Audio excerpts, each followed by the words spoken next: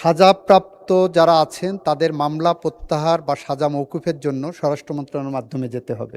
মাননীয় স্পিকার, আপনার মাধ্যমে আমি মাননীয় আইন, বিচার ও সংসদ মন্ত্রীর কাছে জানতে চাই, ফ্যাসিস্ট আমলে যে রাজনৈতিক নিগ্রহমূলক মামলায় শাস্তির রায় হয়েছে, সে সকল মামলার শাস্তির রায় বা রাজনৈতিক নিগ্রহমূলক মামলায় গ্রহণ করা হবে কিনা। আপনাকে ধন্যবাদ মাননীয় স্পিকার। মাননীয় মন্ত্রী। মাননীয় স্পিকার, আপনাকে ধন্যবাদ।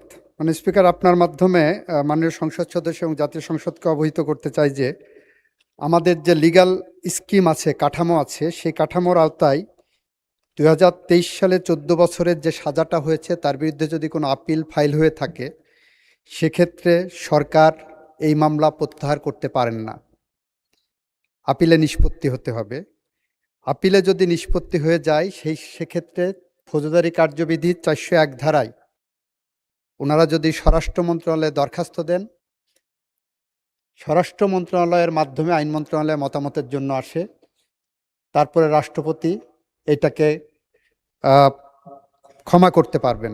আরেকটা হলো সংবিধানের 49 অনুচ্ছেদ অনুসারে সরাসরি রাষ্ট্রপতির কাছে দেবেন, যেটাও স্বরাষ্ট্র মন্ত্রণালয়ের মাধ্যমে যাবে, আইন মন্ত্রণালয় ওখানে মতামত দেবেন শুধু। ফলে সাজাপ্রাপ্ত যারা আছেন তাদের মামলা প্রত্যাহার বা সাজা মওকুফের জন্য স্বরাষ্ট্র মন্ত্রণালয়ের মাধ্যমে যেতে হবে।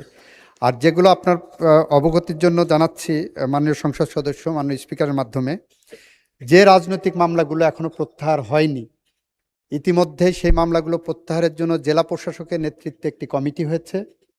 সেই কমিটির মাধ্যমে স্বরাষ্ট্র মন্ত্রণালয় হয়ে আইনমন্ত্রীর নেতৃত্বে আরেকটি কমিটি হয়েছে। সেই কমিটির কাছে আসলে আমরা সেটা যাচাই বাছাই করে প্রত্যাহারের জন্য যথাযথ সিদ্ধান্ত গ্রহণ করছি এবং করব।